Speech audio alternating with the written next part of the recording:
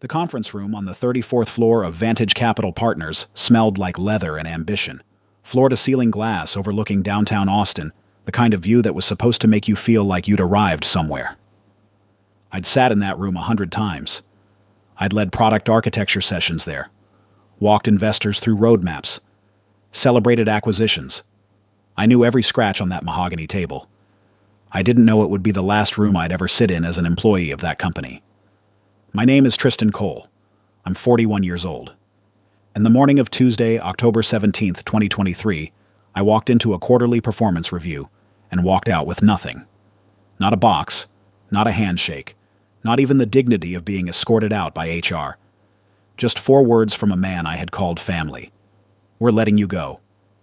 But here's what my father-in-law, Lawrence Wexler, didn't know when he said those words across that polished table.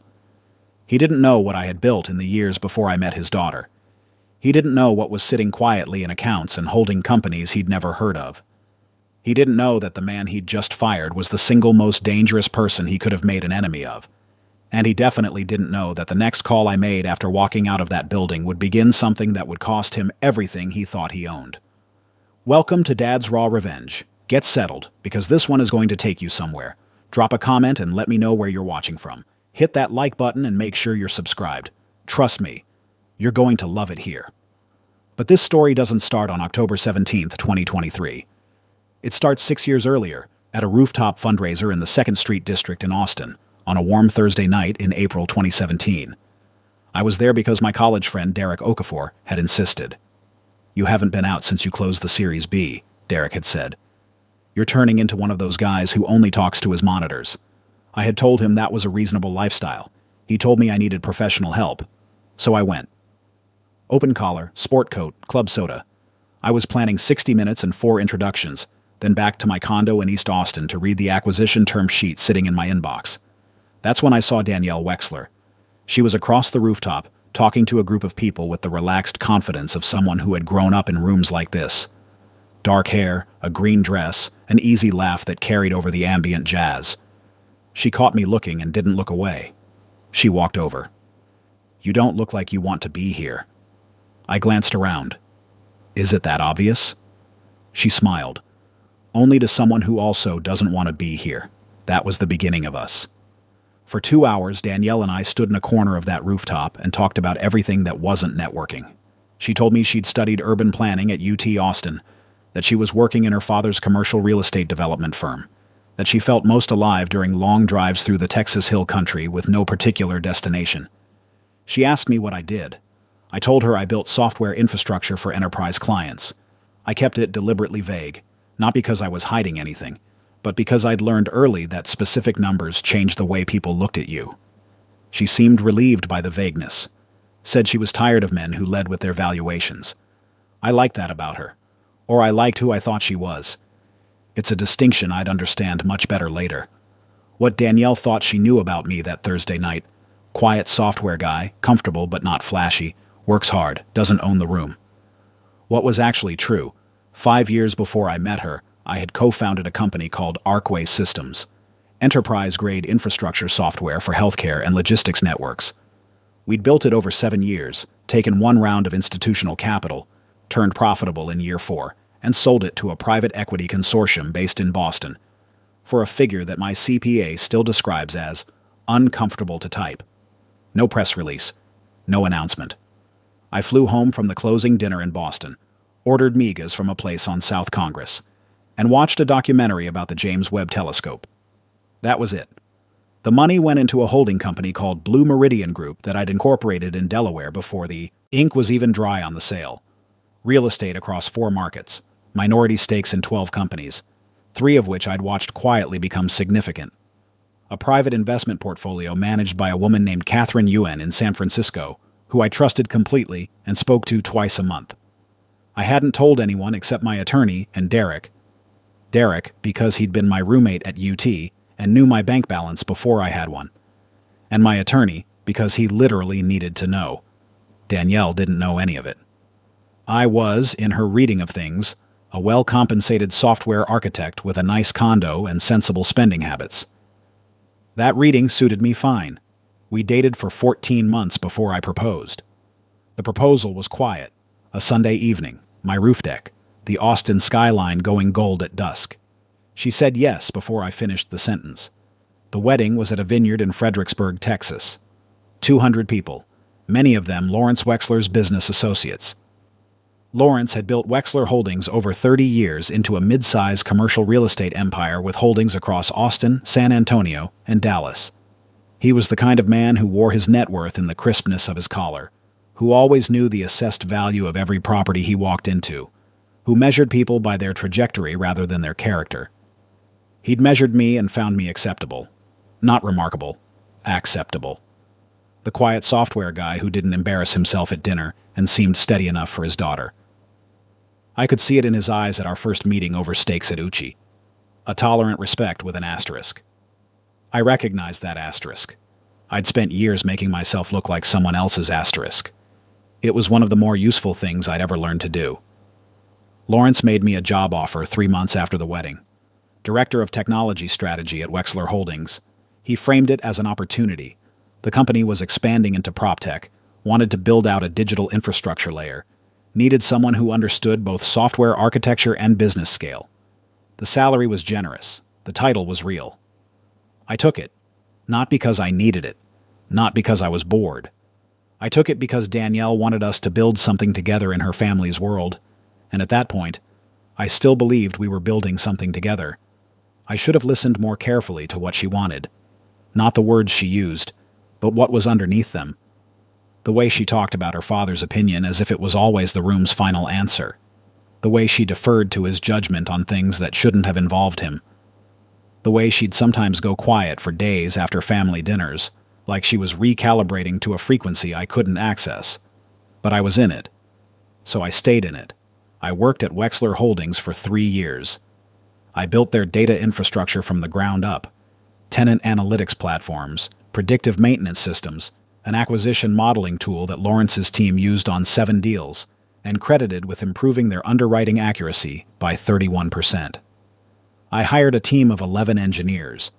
I helped close 2 of the largest acquisitions in the company's history, and throughout all of it, Lawrence Wexler looked at me with the same tolerant acceptance. Competent, useful, the husband. Not an equal, not a partner, the husband. The first time I felt the floor shift was a Sunday dinner at the Wexler House in Tarrytown, a beautiful property on a ridge above Lake Austin, the kind of house that made architectural statements. Danielle's brother, Preston, was there. Preston was 38, had never run anything successfully in his life, and carried himself with the permanent confidence of a man who had never been required to earn his own approval. He'd just been named COO of Wexler Holdings after a 2-year stint as a VP that everyone on my team privately called decorative. At dinner, Lawrence mentioned a strategic acquisition opportunity in the Denver market.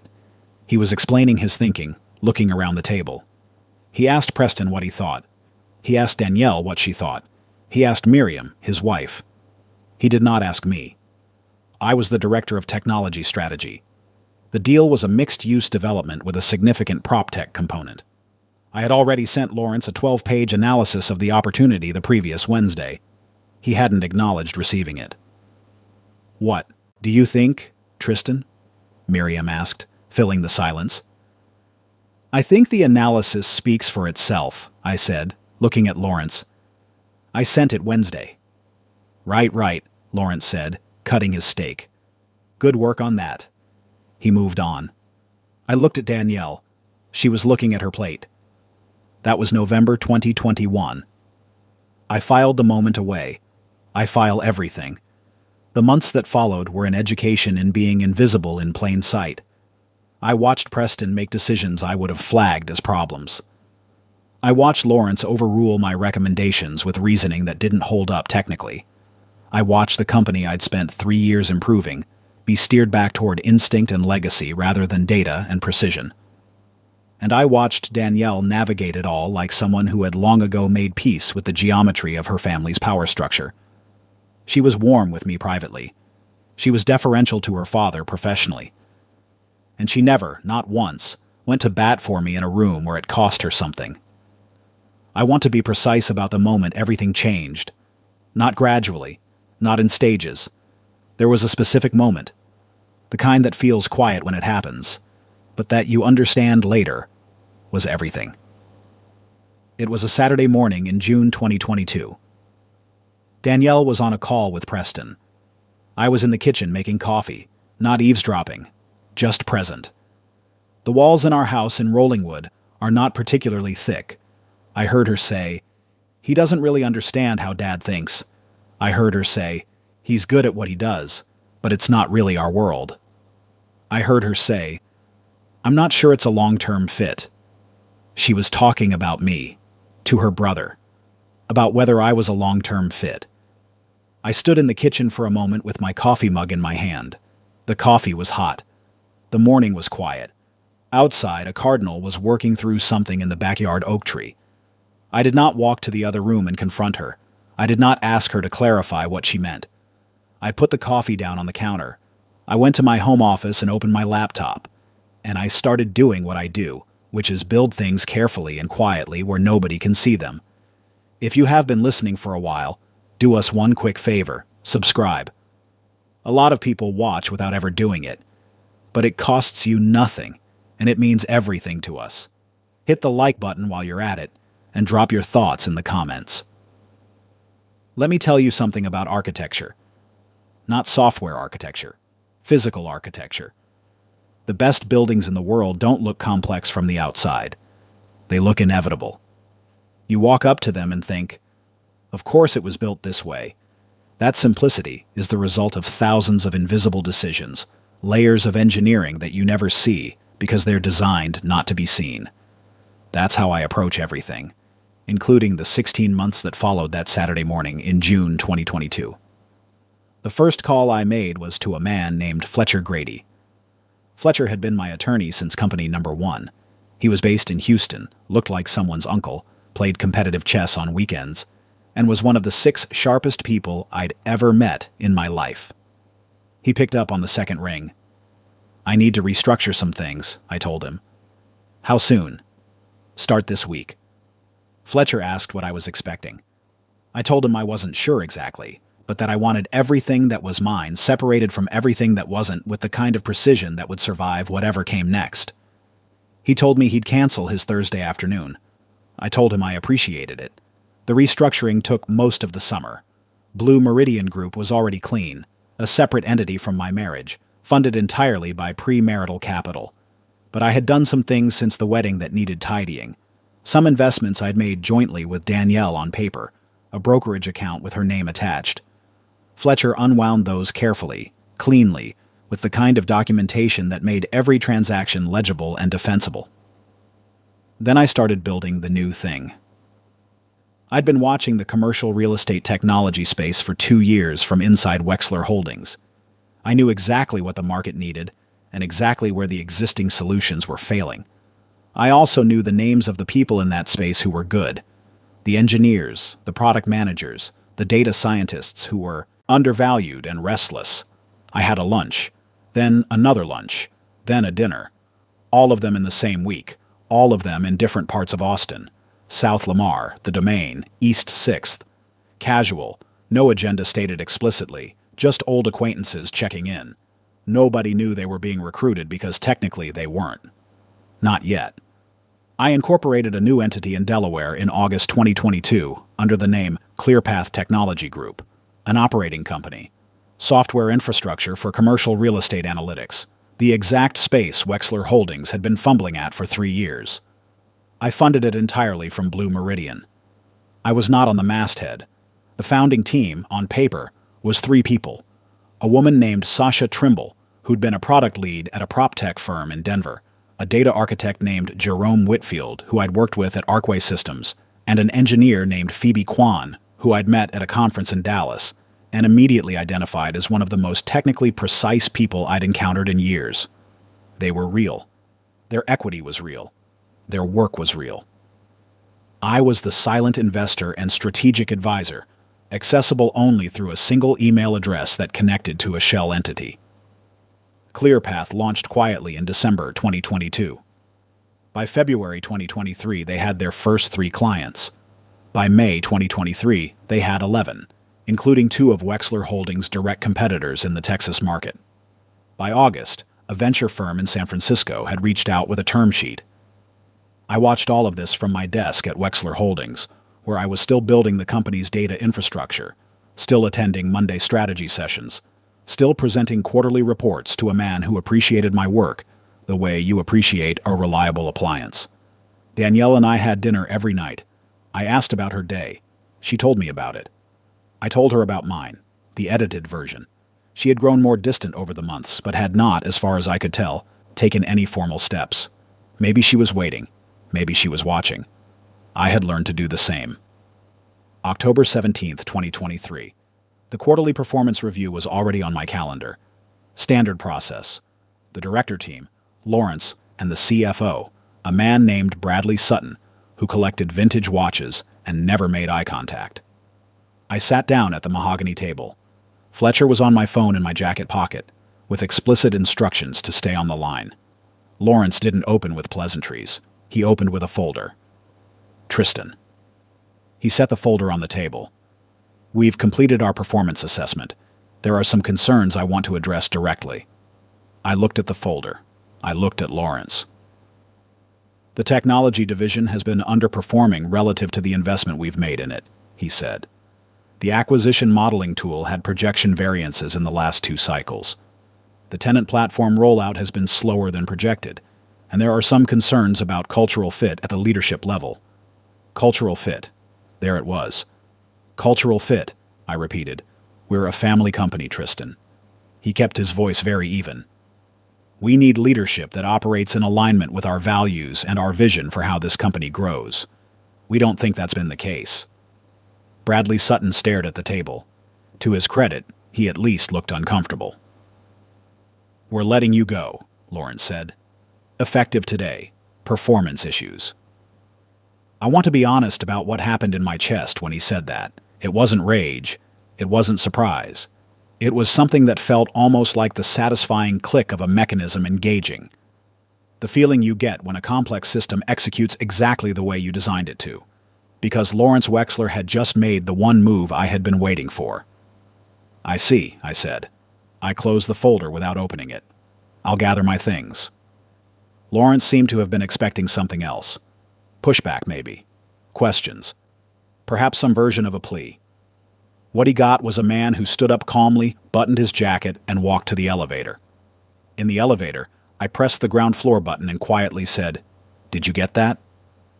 Fletcher Grady, on my phone in my jacket pocket, said, "Every word. I'm already drafting." I drove home to Rollingwood in the October afternoon. The Hill Country Light was doing something beautiful with the cedar trees. I took the long way around Lake Austin because I wasn't in a hurry and I wanted to think.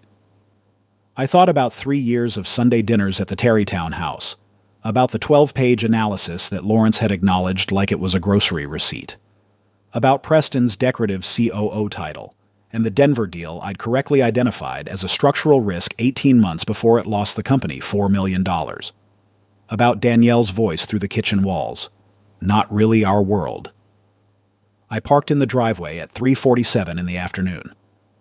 I sat in the car for a moment, looking at the house. It was a good house. We'd chosen it together. I went inside. Danielle was in the living room. She was dressed, which was unusual for a Tuesday afternoon when she worked from home. She was holding a piece of paper. No, several pieces of paper, stapled together. She set them on the coffee table between us. "What's this?" I said, though some part of me already knew. "Dad called me," she said.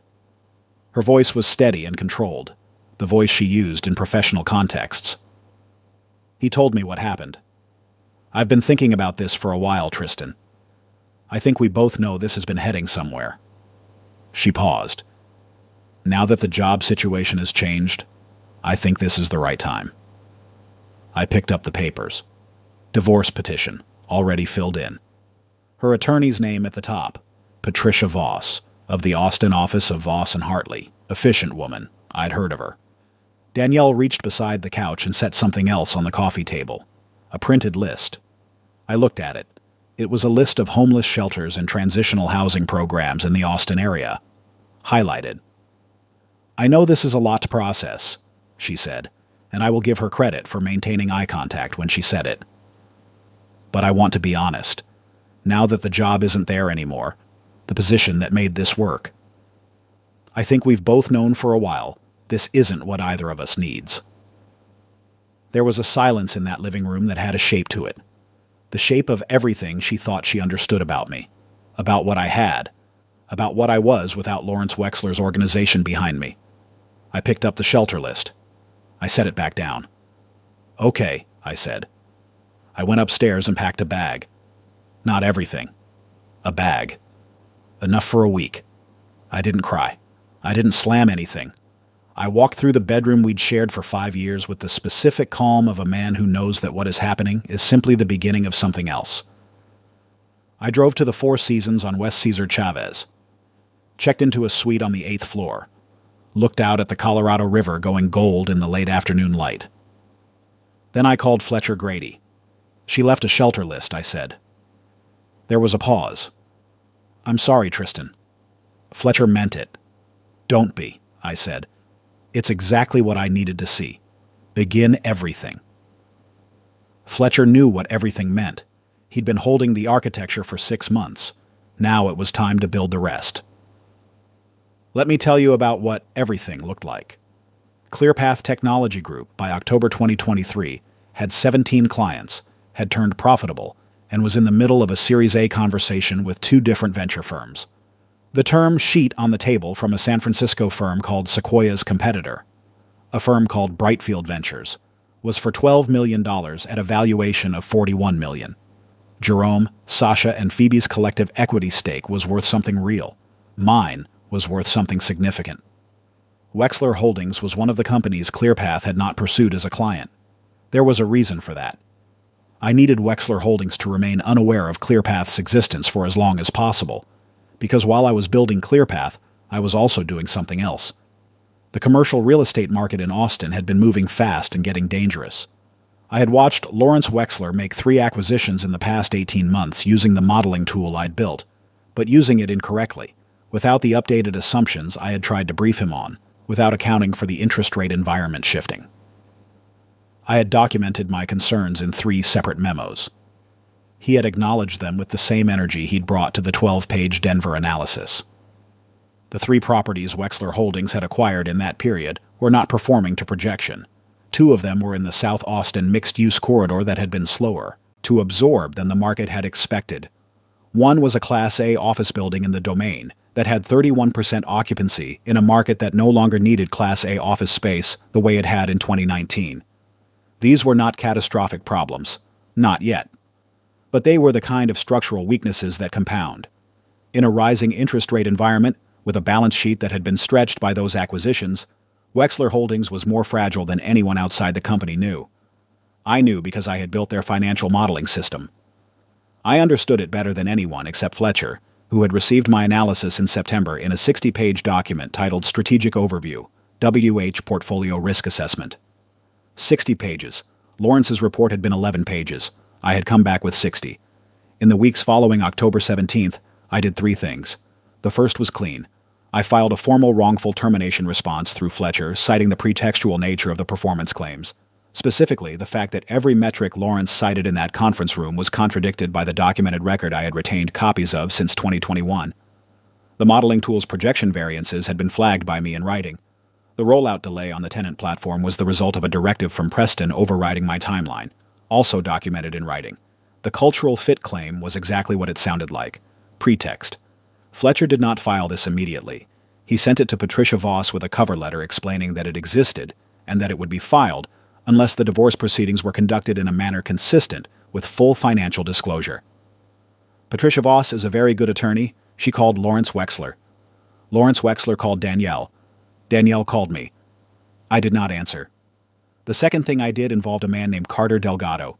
Carter was a commercial real estate reporter at the Austin Business Journal who had been trying to get an interview with me for 2 years about the PropTech space. I had declined politely every time. I called him in November 2023 and told him I had something worth his attention. I did not give him information about Wexler Holdings. I gave him information about ClearPath. Carter wrote a piece that ran in December 2023 about emerging Austin-based PropTech companies disrupting the commercial real estate analytics space.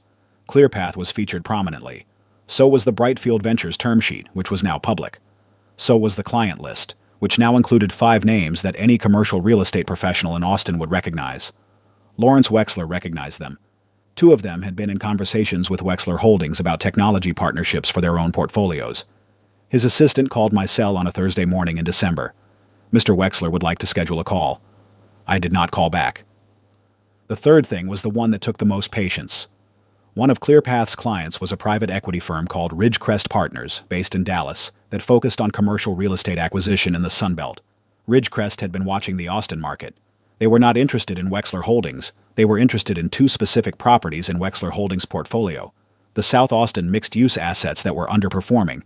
They wanted to understand if those assets might become available at the right price if the pressure on Wexler Holdings' balance sheet continued to build. I knew Ridgecrest through a contact in the Brightfield Ventures network.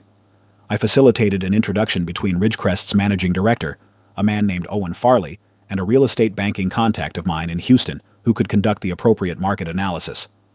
I did not tell Owen Farley that I had a personal connection to Wexler Holdings. I did not need to. I simply provided context about the market and made sure that people who needed to be talking to each other were in the same room. Owen Farley is a very patient man with a very long memory. He does not move quickly. He moves correctly. By January 2024, the divorce proceedings had become interesting. Patricia Voss had disclosed our marital financial picture. Jointly titled property, joint accounts, the life we'd built from my Wexler Holdings salary. She had, in her disclosure, omitted any reference to Blue Meridian Group because Danielle didn't know it existed. She had omitted ClearPath because nobody outside Fletcher, Jerome, Sasha, and Phoebe knew I was involved with it. She had disclosed my assets as salary from Wexler Holdings, terminated, a personal brokerage account, and a 2021 model truck. Fletcher submitted our disclosure the following week. It was 43 pages. Patricia Voss is an excellent attorney. I have genuine respect for her, but even excellent attorneys are only as comprehensive as their clients allow them to be. And Danielle had handed Patricia Voss a picture of me that was about as accurate as a crayon drawing of the Sistine Chapel. The 43 pages included the full picture of Blue Meridian Group, 11 investments, real estate holdings in 4 states, the structure of the entity, the complete capitalization history showing every dollar had entered before the wedding. They included ClearPath Technology Group, my silent founding position, my current equity stake, the $41 million Series A valuation. They included 3 additional investment positions I had taken through Blue Meridian in the previous 18 months, each of which had appreciated. Fletcher told me later that Patricia Voss read the disclosure, closed her office door, and did not emerge for 35 minutes. Then she called Lawrence Wexler. The call I had been waiting for came on a Tuesday morning in February 2024. Not from Danielle, not from Patricia Voss, from Lawrence Wexler himself, directly to my cell, which told me everything I needed to know about how the geometry of the situation had shifted. Tristan. His voice was the voice of a man standing on ice that he has just realized is thinner than advertised. I think we need to talk. Lawrence, I said. I was in my office, not the Four Seasons anymore. I had moved into a proper space in the WeWork on Congress Avenue while the permanent space I'd leased in the 2nd Street district was being finished. I agree. There seems to have been some miscommunication about your situation, he said carefully. Some of the information we had when we made the decision in October was apparently incomplete. Apparently, I said. I'm wondering if there's a way to revisit the arrangement. Your contribution to the technology division was real, Tristan. The team you built. Lawrence. I cut him off gently, the way you stop a machine that's running down a path with no useful destination. The decision you made in October was made with full information. You knew my performance record. You made a choice about who belonged in your world and who didn't. I respect that. I paused. I just want to make sure we both understand that the choice has consequences that go both directions. Silence. What do you want? He said. I looked out the window at Congress Avenue, at the Texas Capitol Dome, white against the February sky. I want the divorce handled correctly, I said. Full and fair accounting, conducted transparently. I want the wrongful termination claim resolved without litigation. Fletcher will handle the specifics with your counsel, and I want the record corrected. The documentation that was submitted to the Texas Workforce Commission citing performance issues. That record needs to be corrected. Another silence. Longer. And in exchange? In exchange, I remain an investor and not a complicating factor. I let that sit for a moment. I have a 3% stake in two of your competitors' analytics infrastructure through ClearPath. I have no particular interest in directing that relationship in any particular direction, but I want to be clear that my interests and Wexler Holdings' interests can coexist peacefully, or they cannot. That's going to depend on how this process goes. I wasn't threatening him. I want to be precise about that. I was giving him the same complete information I always provided. The thing he had spent 3 years not particularly valuing. He had that information now. What he did with it was his business. Lawrence Wexler is a smart man. That's worth saying. He built a real company over 30 years. He just made the mistake of underestimating someone who didn't make noise. I'll have our attorneys reach out to Fletcher, he said. I appreciate that, I said. I hung up. I looked at the Texas Capitol. It was a clear February morning, cold and bright. The kind of Austin winter day that reminds you the city is more serious than it lets on. My phone buzzed, almost immediately. Not Lawrence. Danielle. I looked at the name on the screen for a moment. Then I answered. Tristan. Her voice was different from the voice she had used when she handed me the shelter list. That voice had been controlled, scripted, executive. This voice was smaller. I didn't know about any of it. I want you to understand that. Dad didn't tell me. I know, I said, I'm sorry. About what I said to Preston. About the list. A pause. About a lot of things. I thought about a Thursday night in April 2017. A rooftop in the 2nd Street district. A woman in a green dress who walked over and said, "You don't look like you want to be here." I had thought for a long time that she was the most interesting person in that room. I had thought for a long time that we were the same kind of person. I don't know if that was ever true. I know it stopped being true somewhere in the years between that rooftop and the Saturday morning in June 2022, when I stood in the kitchen and learned I was not a long-term fit. I know you are, I said, and I meant it. Not as forgiveness, not as an invitation, just as a plain statement of fact. But I think you know this is done. She didn't answer immediately. When she did, her voice was very quiet. Yeah, she said. I know. We hung up. I sat in my office on Congress Avenue for a while. The morning was moving. People were walking to things on the street below, going somewhere with purpose, carrying the whole ordinary forward momentum of a Tuesday. The divorce was finalized in May 2024. Fletcher and Patricia Voss conducted it with professionalism and precision. The final settlement accounted correctly for the marital estate and separately for my premarital holdings, which were exactly what they were. Mine, documented, clean, and entirely outside the reach of what Danielle had thought she was dealing with. She kept the house in Rollingwood. It was fair. I didn't want it. I moved into a place I'd been watching for 8 months. A restored 1940s building in the Clarksville neighborhood in Austin, half a mile from Pease Park, with a study that faced west and caught the sunset through a bank of windows I had not touched because they were already perfect. I put almost nothing in it except books, a good desk, and a coffee setup that my engineer Phoebe Kwan told me was alarmingly well considered for a man going through a divorce. I took that as a compliment. ClearPath Technology Group closed its Series A in June 2024. Brightfield Ventures led the round. The company's valuation at close was $47 million. Jerome, Sasha, and Phoebe each got the kind of outcome that changes what the rest of your life looks like. I sat on the investor call from my study in Clarksville, watching the sun go down over the cedar trees, and felt the specific satisfaction of something built correctly arriving where it was always going to arrive. In September 2024, Ridgecrest Partners made an offer to acquire 2 of the underperforming South Austin assets from Wexler Holdings. Owen Farley had moved carefully and correctly, the way patient people always do. The price was below what Lawrence had paid, not dramatically, but meaningfully. Enough for it to matter on the balance sheet, enough for it to require difficult conversations with the board. Lawrence accepted the offer. I found out through Carter Delgado at the Austin Business Journal, who ran a brief item about the transaction. I read it over coffee on a Thursday morning and felt nothing in particular except a mild factual satisfaction, the kind you feel when data confirms a prior assessment. Preston Wexler, I'm told, is no longer COO of Wexler Holdings. He's back in what he describes as consulting, which is another word for available. The Denver deal's delayed reckoning landed on his quarterly reports. Danielle, from what I understand through mutual acquaintances, is doing fine. She's working independently now, consulting in urban planning, which is what she studied before her father's company became the gravity that organized her professional life. That might be the best thing that came out of all of this for her. I genuinely hope it is.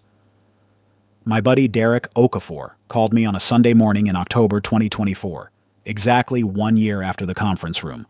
I was making coffee in Clarksville, reading a design document Jerome had sent me about ClearPath's next product release. "You know the anniversary is this week," Derek said. "I'm aware. How does it feel?" I looked around my study, the west-facing windows, the books, the coffee setup that Phoebe had found alarming, the complete, unremarkable piece of a Tuesday morning that belonged entirely to me. "It feels like math," I said. Derek laughed. "That's the least romantic thing anyone has ever said about anything." "I mean it positively," I said. "When math works out the way it should, there's nothing to add to it. The equation is what it is." Derek was quiet for a moment. "You're okay, though? Really okay?" I thought about that honestly, because Derek deserves honesty and because I've been practicing it. I thought about the rooftop in April 2017 and what I had wanted from that night and what I had wanted from the 14 years I thought I was building. I thought about the cardinal in the backyard oak tree on the morning I heard Danielle through the kitchen wall. I thought about the shelter list on the coffee table and the conference room with the mahogany table and the 4 words that were supposed to end something and instead began something else entirely. I thought about what it means to build things quietly, correctly, in ways that only become visible when someone decides to test them. Not out of meanness, not out of desire for drama, just because that's how structures that last actually get built. "Yeah," I told Derek. "I'm genuinely okay. And the thing about that, the thing I want you to understand if you've been listening this long, is that okay in this context is not a consolation. It's not the smaller thing you settle for when the bigger thing doesn't work out. It's the thing you get to say when you've built something that actually holds, when everything they tried to take from you turned out to be a solid foundation for everything you went and built next." Lawrence Wexler fired me with 4 words on October 17th, 2023. He had spent 3 years seeing an appliance. He missed what was underneath. He missed the patience, the architecture, the 16 months of quiet construction that was already in place before anyone thought to look. Danielle handed me a list of shelters because she thought that's where the situation had left me. She had no idea where I actually was. The most dangerous thing a man can do is let the people who are supposed to know him continue to believe he is smaller than he is. I let them believe it. I let them act on that belief. And then I let the math speak for itself. Blue Meridian Group's portfolio had a 12% appreciation in 2024.